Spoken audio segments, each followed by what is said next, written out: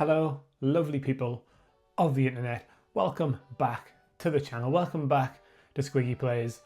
I am Squiggy, and in today's video we have some very exciting pickups. We've got some retro games, we've got a new console to look at as well. So you know what? We're just going to get straight into it. We're going to start with 3 N64 games. We're going to start with the first one, which is World Cup 98. So I remember having this back in the day, and it was £3. I think it's actually £2 at CEX, but it was £3 in the retro game shop in Newcastle. And I was like, you know what? I'm just going to pick it up. It was there. It was £3. So couldn't really turn that one down. So World Cup 98 is obviously a football video game released in 98, surprisingly, to coincide with that year's Football World Cup tournament. It was developed by EA Canada and published by EA under the EA Sports label, and it is the first FIFA World Cup game developed by EA Sports after obtaining the rights from FIFA in 1997, which is pretty cool. And unlike previous World Cup games, which were in 2D and show like a bird's eye view of the pitch, a little bit like the old Football Manager engine, this used a 3D engine, so it was the first time ever. So I thought, you know what, a little bit of history there. So that is World Cup 98.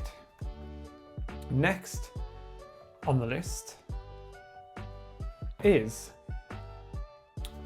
Rugrats Treasure Hunt. So again, I used to have this game back in the day on the N64.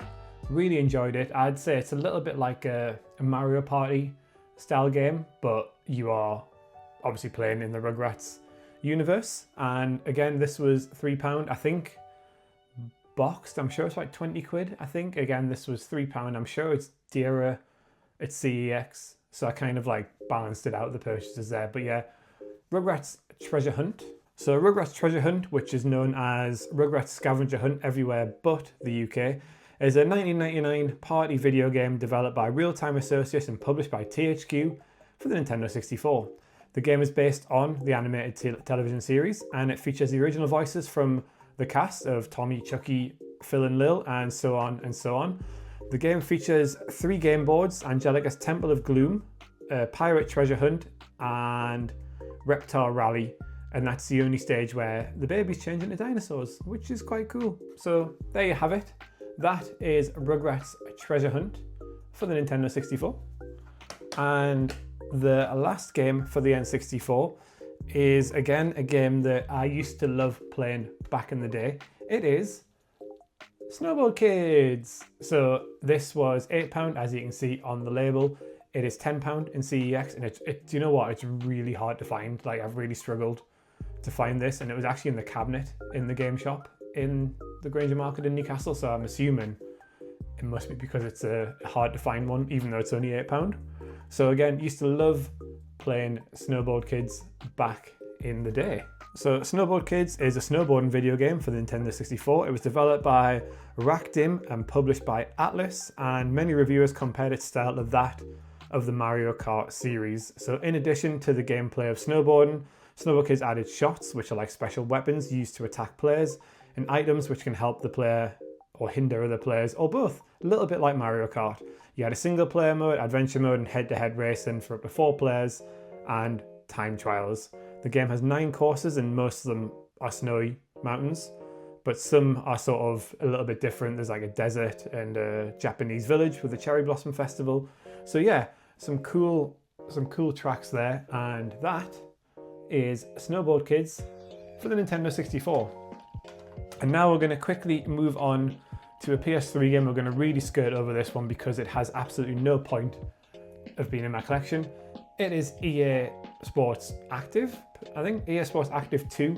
The only reason I bought this is because it was £1, as you can see, and the box is in mint condition. It's like literally perfect. And the idea of that is because one of the games I got in the last pickups video, the box was not in such a good condition. And I thought, well, I'll just get this. It's £1. I was using a voucher anyway. It's £1, so I can just swap the boxes over. And that is pretty much why I've bought that. So I'm not even going to go into any detail about what this game is.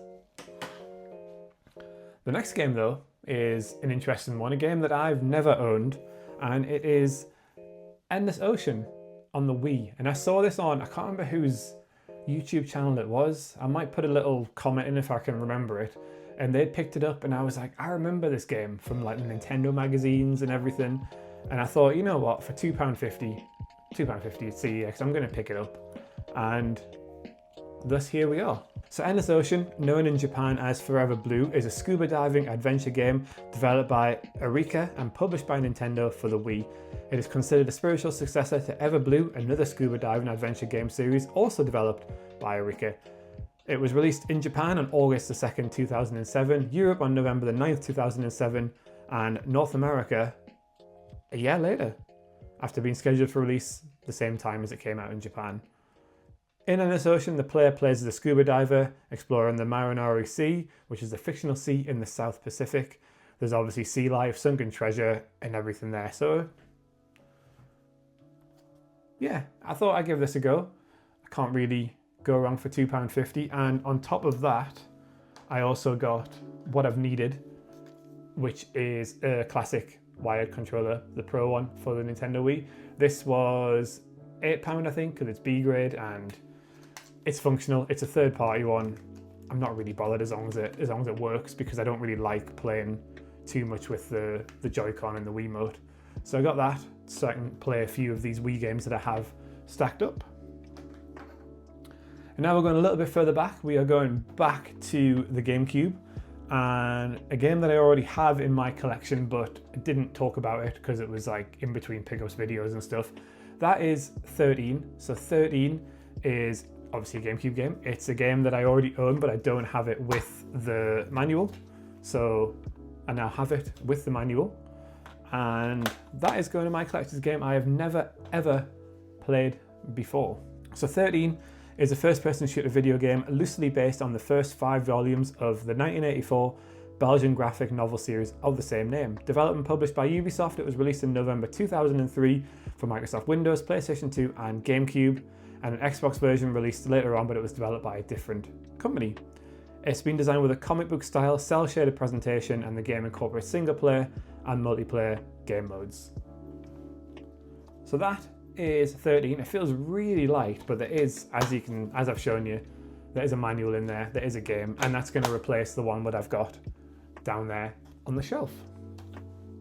Just try and tidy up some of this. And one more GameCube game. I am trying my hardest to complete the Resident Evil set on GameCube, even though I've never ever played a Resident Evil game on the GameCube. The first Resident Evil game I actually completed was 5, maybe 6. It was 5 or 6, and I've not really gone back. But this one is Resident Evil 0. So I picked this up from a shop in sort of like down south of Newcastle. It's a place called Concert, and the shop itself is called Games Galaxy. They are absolutely massive. They've got loads of stuff, loads of retro games, just everything you can think of. Pokemon cards, retro games, retro consoles, strategy guides. They've got the full works there. So I picked up 13 there as well, and I also picked up Resident Evil 0. So Resident Evil 0 is a 2002 survival horror game developed and published by Capcom for the GameCube. It is a prequel to Resident Evil, and it stars Officer Rebecca Chambers and convict Billy Cohen as they explore an abandoned training facility for employees of the pharmaceutical company Umbrella in the outskirts of Raccoon City.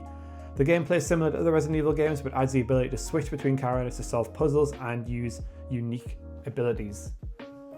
So, adding this one to the collection, I already have Resident Evil, the original, on the GameCube, and hopefully I'll be adding 4 at some point. So we're going to try and build that collection up. But that is Resident Evil 0 for the GameCube.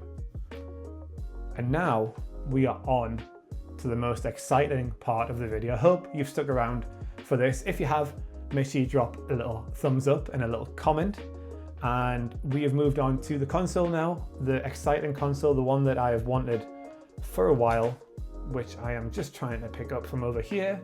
That is the Sega Dreamcast. So I was never a Dreamcast kid. The only time I've played a Sega Dreamcast, and this might surprise you or might not surprise you, was actually in Walt Disney World. So in one of the theme parks at one point they had like a futuristic techie place, and they actually had Dreamcast consoles all lined up, and you could play Sonic Adventure and a couple of other games on that. And I remember playing it back then and absolutely loved it. But I had like an N64, PlayStation 2, whichever console it was around then. So I never got my hands on one of these. And yeah, I've always wanted one. I've always been interested in one, but I've never found one in good condition. So I had a look in a CEX in Newcastle in the city centre, and it was a discounted one, but I thought, you know, it might be all right. It might not just come with the original controller, but it was completely yellow. So like, if we look at this one here, it was all like yellow across there, and like this little part was white. And I was like, nah, I'm not having that. And then this one randomly popped up in the CEX closest to me, CEX Cramlington. And I thought, you know what, I'm gonna go and have a look. And it's got a little tiny mark on the top, but it's probably cleanable. But it is literally in perfect condition, like fully gray. There's no yellow in. There's literally no yellow in at all on that console. It just looks in really good condition. So I got that. I had a little bit of a voucher, so I managed to get that. And I also picked up, well, it also came with the controller, which again looks in really, really good condition.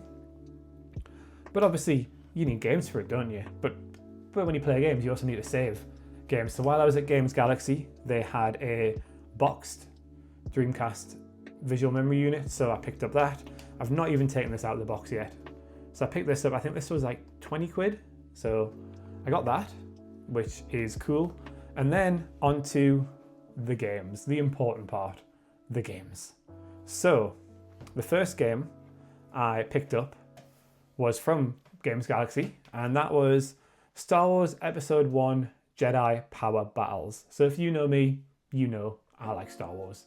I very much like Star Wars, and I remember playing the original Star Wars Episode 1 on the PlayStation. I remember renting that from Blockbuster so many times. So when I saw this in Games Galaxy, I was like, it has to be Jedi Power Battles. It is fully complete. The box is actually in good condition, because I have heard a lot about Dreamcast boxes, and what I didn't realize is they have two separate sections. So you've got the disc in there, and then in the other section the instructions are there as well. So that is Star Wars Jedi Power Battles. So Star Wars Episode 1 Jedi Power Battles is a 2000 action video game based on the 1999 film Star Wars Episode 1 The Phantom Menace. It was released for PlayStation and Dreamcast and the Game Boy Advance. A remastered version was released earlier this year. So Jedi Power Battles is an action game that combines elements of platform and beaten up genres. Emphasis is placed on completing jumping sequences and defeating enemies, and players can choose from one of 5 prequel era Jedi and run, jump, slash, and use the Force throughout the game's 10 levels, which starts with the Trade Federation battleship and ends with a battle against Darth Maul. Of course it has to be Darth Maul. So that is Jedi Power Battles. Very excited to get around to playing that. And then these two are games that I picked up from CEX. They are a little bit spenny, but ones that I've never ever played before. And the first one is Crazy Taxi 2. So I already have Crazy Taxi on the GameCube, and I remember playing Crazy Taxi in like the arcade and everything. Absolutely loved it. Had it on the PlayStation 2 when it first came out. Absolutely loved it. And I've never ever played Crazy Taxi 2. And it's just a game that I've really wanted to play. It's the box needs a little bit of cleaning done because it's a CEX special. But the disc is there. It's in good condition, and the manual is at the back as well. And it even has the random Dreamcast, I was gonna say GameCube. It even has Great New Games in 2001 for the Dreamcast. So that's quite cool to have a look back through that. But yeah, this is in pretty good condition, and it was £38, which is a little bit expensive. Probably one of the most expensive games I actually have in my collection, but I've not really seen it in stock very often. So I thought, you know what, we're gonna go for Crazy Taxi 2. So Crazy Taxi 2 is a 2001 racing video game and the second installment of the Crazy Taxi series. It was originally released for the Dreamcast and was ported to the PSP. Crazy Taxi 2 introduced several new features not found in the original, including 2 new cities, a Round Apple and Small Apple, which are both kind of based off New York City. The new cities share 4 new drivers as default, bringing the total playable characters to 8. But the gameplay is very similar to the original Crazy Taxi, and it centers around picking up people and dropping them off at their destinations. And unlike its predecessor, Crazy Taxi 2 allows you to carry multiple passengers, and you can also hop over certain services to get there quicker. So that is Crazy Taxi 2. And finally, the last game in the collection. If you know about Dreamcast, you know about this game. It is Jet Set Radio. I know nothing about this game. I just know that it's Jet Set Radio, and apparently it's really good. So this game, again, is complete. It was £32 as you saw.